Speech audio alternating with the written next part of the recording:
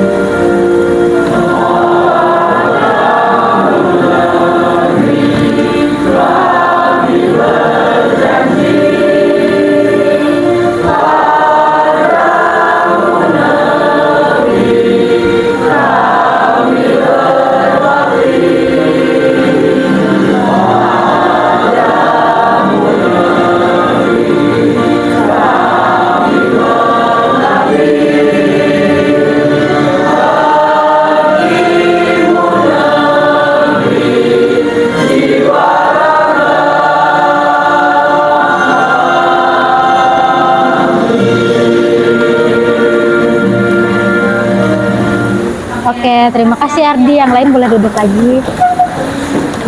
Minggu lalu kita bahas materi apa ya? Sistem reproduksi. Sistem alat reproduksi pada manusia ya. Kemudian ada siklus-siklus menstruasinya juga, siklus fertilisasi dan lain-lain. Nah, untuk hari ini kita akan membahas atau kita akan belajar tentang submateri yang terakhir dari bab sistem reproduksi pada manusia, yaitu kelainan sistem reproduksi pada manusia. Jadi kita akan bahas tentang penyakit-penyakit pada organ reproduksi. Oke. Ini gambar apa ya? Orang disunat. Ada anak yang lagi disunat gambarnya ya. Kira-kira kenapa sih anak laki-laki itu harus disunat atau dihitan? biar sehat, ya biar tidak terserang penyakit. Terus kira-kira organ reproduksi mana yang berkaitan dengan kita? Kulup ya, tahu kulup ya yang bagian ujungnya, ya yang itu. Terus kalau cewek kira-kira disunat nggak sih? Enggak. Terus pernah nggak kalian mikir kalau misalnya nggak ada organ reproduksi atau organ reproduksinya nggak lengkap tuh kira-kira bayangan kalian gimana? Nggak bisa berkembang biak ya, nggak bisa bereproduksi, dan di bumi ini juga nggak akan mungkin ada banyak atau jutaan sampai miliaran manusia karena tidak adanya organ reproduksi ini gitu. Jadi kita harus bersyukur. Jadi supaya organ reproduksi kita tetap sehat, salah satunya itu dengan disunat, terutama kalau di Hitan itu pada laki-laki yang harus disunat. Jadi siapa yang mengendalikan semua itu? Tentu saja Allah yang Maha Kuasa yang berkehendak.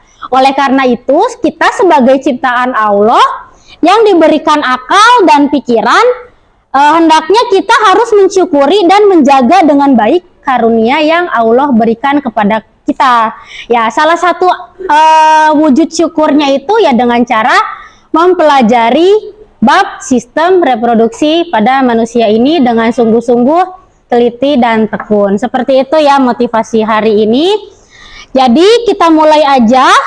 Untuk lebih memahami materi ini, silakan kalian buka barcode ini atau bisa dibuka Google Classroom-nya. Itu udah ada bahan ajarnya.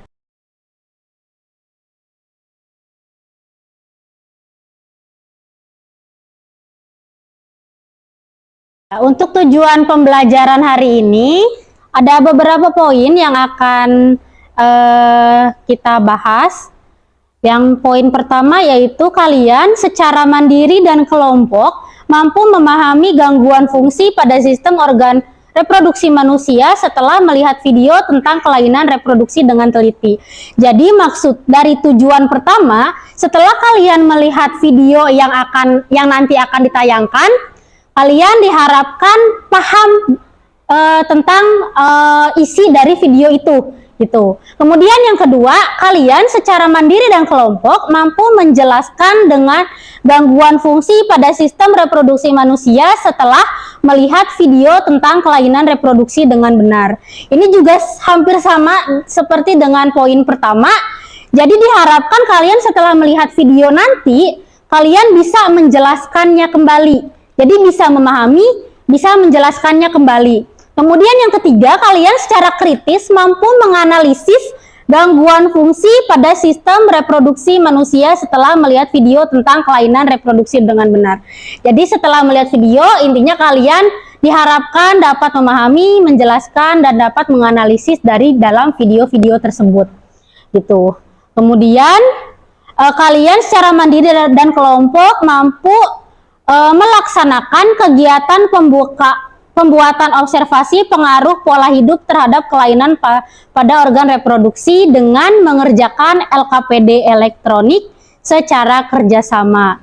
Lalu kalian secara kelompok mampu membuat solusi mengenai kelainan pada organ reproduksi dengan mengerjakan LKPD elektronik secara kerjasama. Jadi diharapkan kalian bekerja sama dengan teman-teman kelompoknya, diharapkan juga bisa secara mandiri menjelaskan, memahami, menganalisis, melaksanakan dan membuat solusi. Kira-kira solusi apa nih yang relevan? Nah, untuk penilaiannya, Ibu akan menilai 3 penilaian. Penilaian sikap, pengetahuan, dan keterampilan.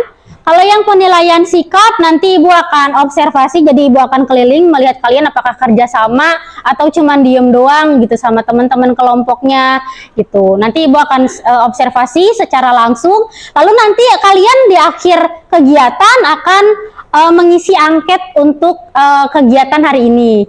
Kemudian itu yang sikapnya. Yang kedua pengetahuannya, untuk pengetahuan nanti Ibu akan menilai LKPD, hasil LKPD kalian.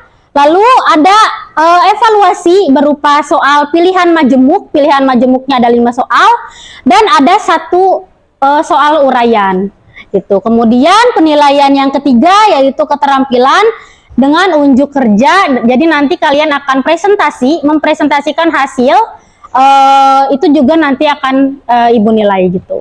Seperti itu untuk penilaian pembelajaran hari ini. Oke, kita masuk aja ke kegiatan inti. Silakan kalian simak baik-baik video berikut ini. Sumbernya dari YouTube. Kita sudah sering mendengar karena kita melakukan kontak darah dan nasi menjadi tempat tersendiri dan masyarakat orang dengan penyakit sekitar jauh lebih digunakan terhadap stigma tertentu di mana seseorang yang berdiagnosis HIV sama saja dengan diagnosis tetapi apakah benar demikian?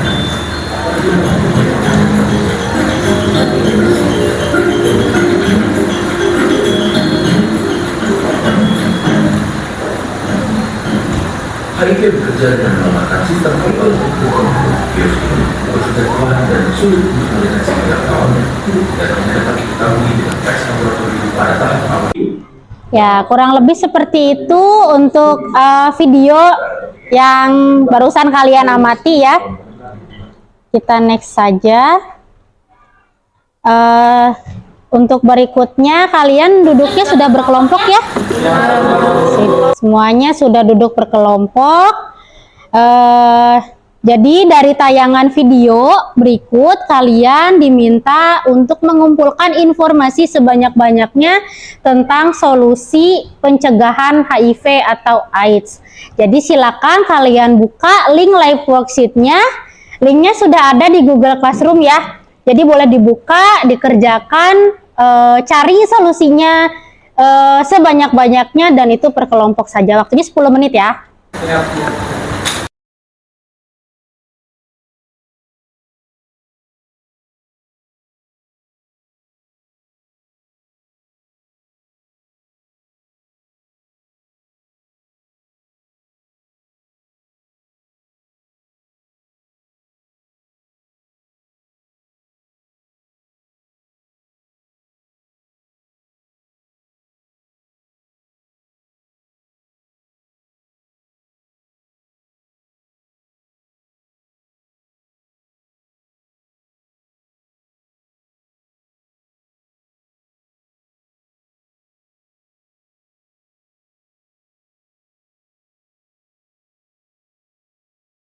Kelompok 3 ini ya.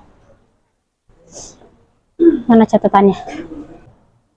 Yang ditularkan dari ini betul, yang faktor keturunan ditularkan dari seorang ibu ke anaknya selama kehamilan dan persalinan. Tapi seperti yang tadi kita lihat di video, bisa juga bayi itu nggak menular, nggak tertular dari ibu ke bayinya ketika bayinya itu dilahirkan secara sesar gitu. Jadi kalau misalnya ini dari ibu yang mengidap penyakit HIV ke anaknya, ke bayinya, itu ketika si anaknya itu lahir secara normal gitu. Jadi kalau misalnya secara sesar kemudian langsung diobatin supaya tidak terserang HIV, jadi bisa tidak terserang gitu, tidak tertular gitu. Itu yang faktornya. Kemudian hindari penggunaan narkoba. Kalau ini solusinya terutama kalau yang pengguna narkoba terutama pakai yang jarum suntik ya, karena kan suka ganti-gantian. Menjadi donor bila positif HIV, praktik seks yang aman, tidak berganti-ganti pasangan. Nah kalau yang hubungan seksual gini tergantung dari hubungannya apakah sah atau enggak. Itu kalau misalnya sah kan berarti aman. Kalau misalnya tidak sah walaupun aman ya tetap aja salah gitu kan ya. Itu kemudian kontak dengan pengidap HIV. Nah ini sebenarnya sama semua, bukan sama semua, benar semua. Cuman kurang lengkap gitu. Kontaknya kontak apa? Kalau misalnya deket-deket doang ketularan nggak? Nggak kan ya?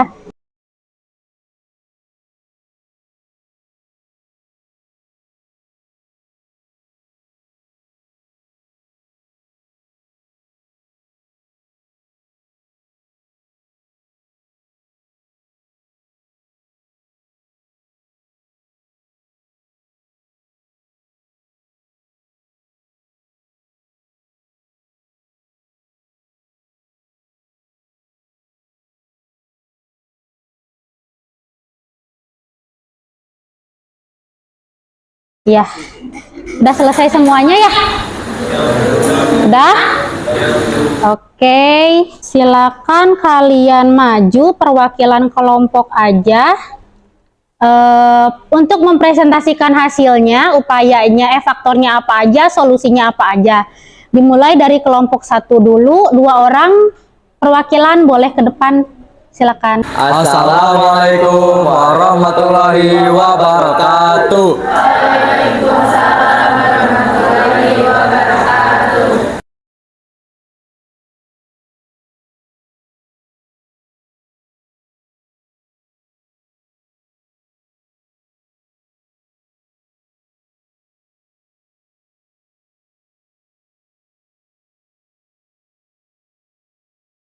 Apakah teman-teman ada yang mau ditanyakan?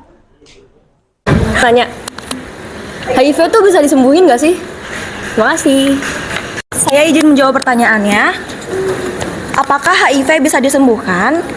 Jawabannya, orang yang terkena HIV tidak bisa disembuhkan, tapi dengan minum obat antiretro atau ARV setiap hari seumur hidup, infeksi HIV bisa disembuhkan. Terima kasih.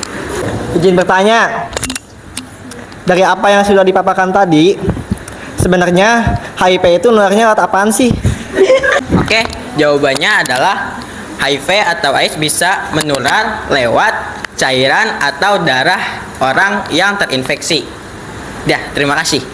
Assalamualaikum warahmatullahi wabarakatuh.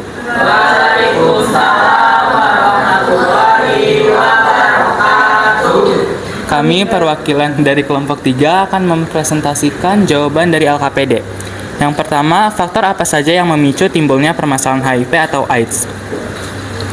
Faktor yang pertama, terinfeksi jika melakukan kontak langsung dengan cairan tubuh pengidap.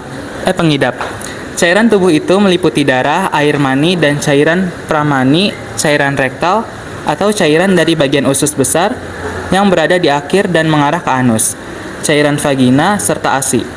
Penularan terjadi ketika HIV masuk ke aliran darah melalui selaput lendir. Faktor yang kedua, infeksi jarum suntik secara bersamaan. Faktor yang ketiga, hubungan seksual dengan penderita HIV tanpa pengaman. Dan faktor yang keempat, faktor keturunan ditularkan dari seorang ibu ke anaknya selama kehamilan dan persalinan. Lalu yang kedua adalah bagaimana upaya atau solusi pencegahan HIV atau AIDS. Yang pertama adalah hindari penggunaan narkoba suntik. Yang kedua adalah jangan menjadi donor bila positif HIV. Yang ketiga adalah tidak melakukan praktik seks bebas, tidak berganti-ganti pasangan, dan menggunakan pengaman saat melakukan hubungan. Lalu yang keempat ada sunat pada pria. Yang kelima, hindari kontak dengan cairan pengidap HIV. Yang keenam, tes HIV secara rutin atau screening HIV. Nah, tadi kan udah dijelasin pada faktor-faktornya. Yang keempat yaitu faktor keturunan. Tetapi faktor keturunan ini bisa dicegah dengan cara melakukan sesar dan juga penggunaan antiretroviral pada bayi yang baru lahir.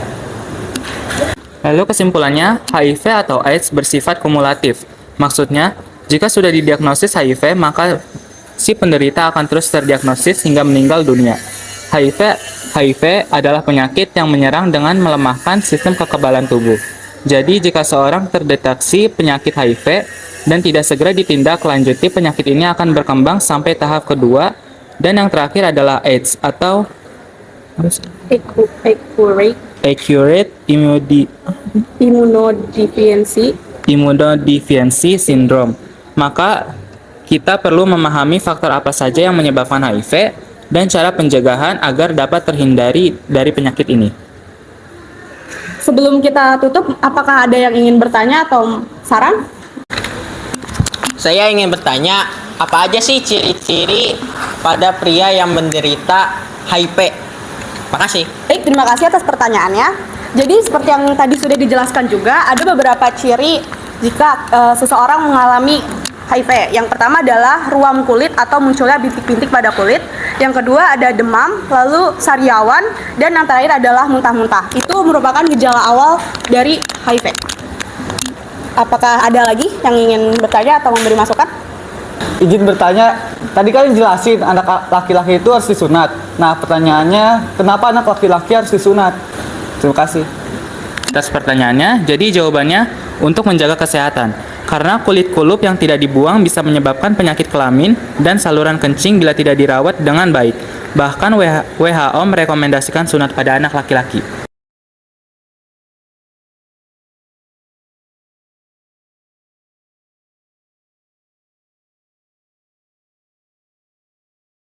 Oke.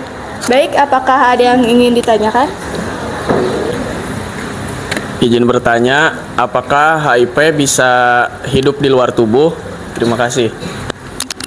Oke, terima kasih Sultan pertanyaannya. Jawabannya, virus HIV tidak dapat hidup di luar tubuh untuk waktu yang lama. Dibandingkan dengan jenis virus lain seperti influenza atau cacar air, HIV relatif rapuh. Ia tidak berkembang biak pada suhu ruangan. Saat terpapar radiasi ultraviolet atau UV dari matahari atau pada tingkat pH yang berbeda dengan darah. Sekian presentasi dari kelompok kami. Mohon maaf apabila ada kekurangan. Wassalamualaikum warahmatullahi wabarakatuh. Terima kasih untuk perwakilan kelompok 6 atas presentasinya. Semuanya udah hebat, presentasinya bagus. Cuman ada sedikit masukan, dan masukannya itu udah diwakilkan dari teman-teman kalian. Ya, untuk presentasi ya diusahakan kalian mengetahui apa isi dari catatan yang kalian bikin gitu. Jadi nggak apa-apa sih ngelihat buku juga gitu. Cuman diusahakan untuk tidak melihat buku terus-menerus gitu. Jadi hanya sedikit-sedikit lupa aja gitu, dilihat bukunya gitu. Seperti itu. Kemudian suaranya dikencengin lagi, suaranya lebih keras lagi supaya teman-teman yang di belakang kedengeran sama suara kalian gitu. Itu juga masukan dari Ibu. Kemudian Ibu kasih penguatan untuk semua kelompok 1 sampai kelompok 6. Untuk kelompok 1 ya seharusnya untuk yang solusi perkataannya itu lebih ke menghindari seks bebas, bukan melakukan hubungan seksual yang aman gitu. Karena kalau misalnya melakukan hubungan seksual yang aman, walaupun aman tapi tidak sah gitu, tetap aja gitu kan salah gitu. Jadi lebih baik ditulis dari kata menghindari seks bebas gitu, seperti itu.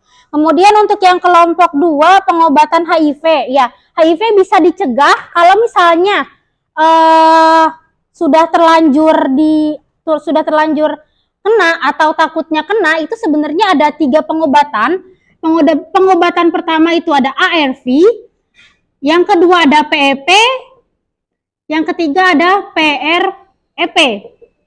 Ini 3 pengobatan untuk mencegah penyakit AIDS atau HIV gitu. Kalau yang ARV ini dia hanya pengobatan biasa, pengobatan AIDS biasa. Jadi yang biasanya dikonsumsi yang fungsinya untuk menghindari AIDS atau HIV. Kemudian kalau yang PEP ini adalah pengobatan yang kalau misalnya salah satu contoh ketika kondom sobek,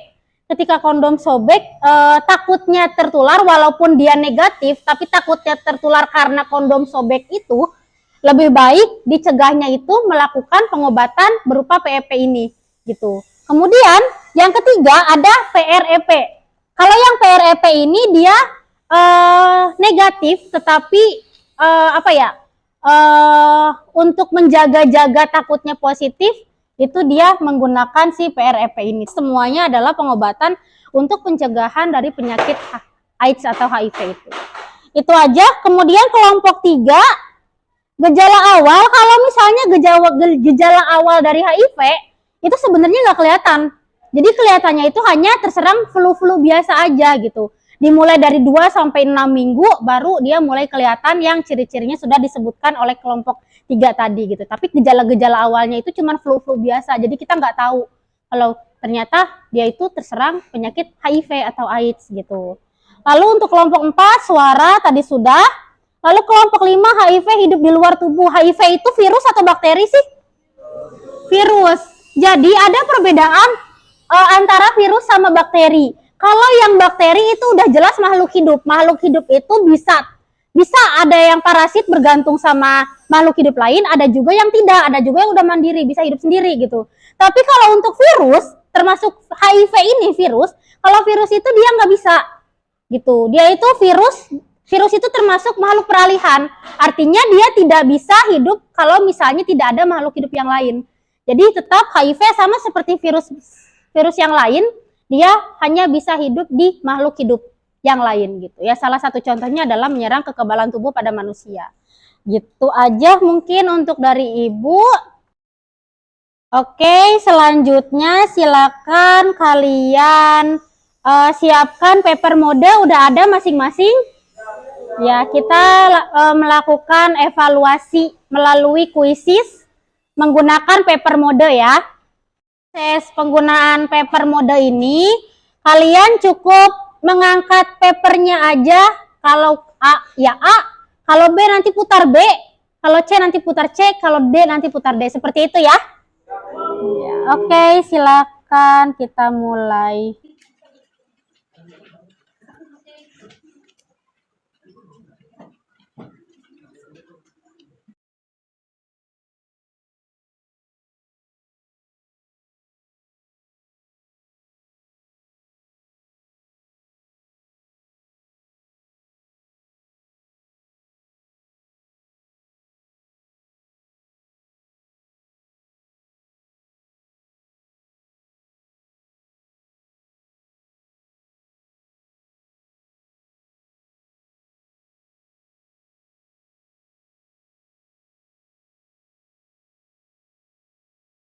Nah, ini yang betul-betulnya berarti ya untuk yang tidak remedial, siapa aja? Ada Nur Aisyah, Alfianda, Kaila, dan lain-lain. Ada siapa lagi nih?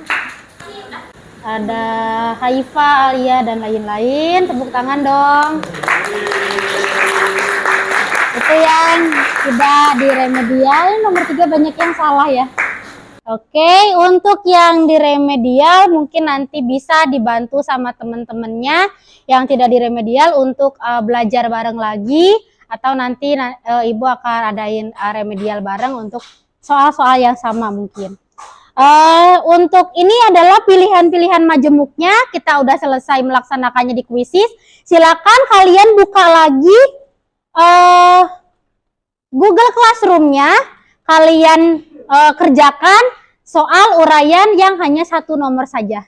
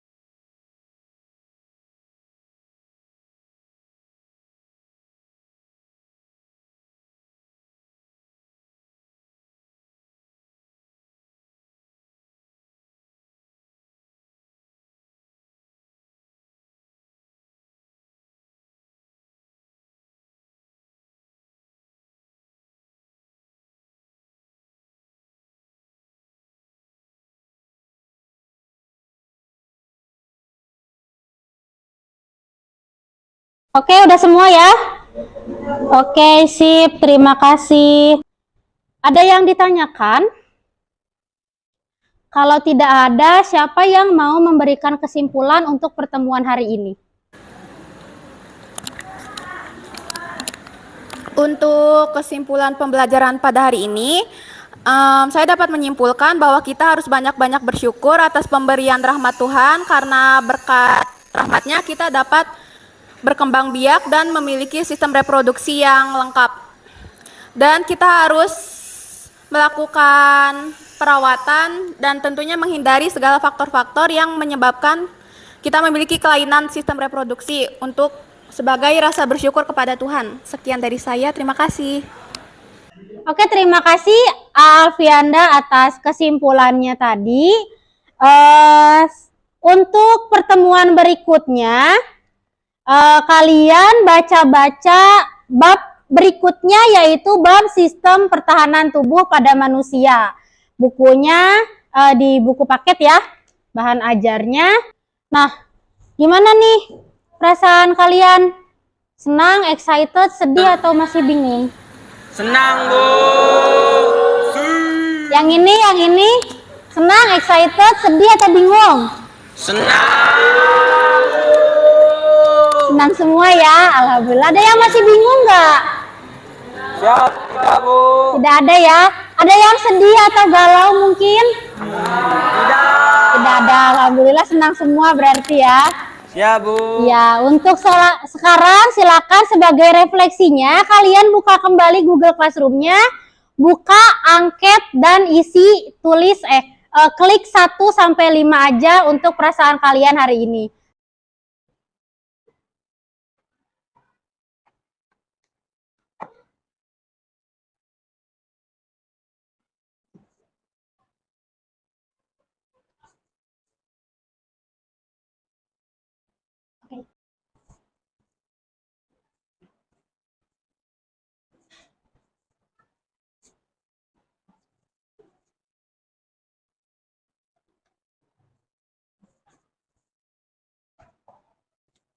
Sudah selesai semua? Oke, kalau sudah, sebelum kita menutup pembelajaran hari ini, sebagai penutup, silakan kalian berdoa lagi. Tapi sebelum berdoa, silakan kalian boleh beres-beres mejanya dulu.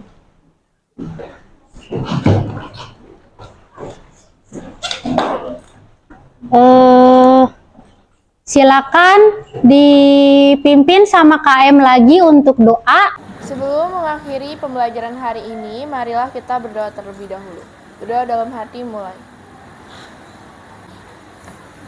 Berdoa dicukupkan. Beri salam. Assalamualaikum warahmatullahi wabarakatuh. Waalaikumsalam warahmatullahi wabarakatuh. Terima kasih atas perhatiannya. Assalamualaikum warahmatullahi wabarakatuh. Waalaikumsalam warahmatullahi wabarakatuh. Oke.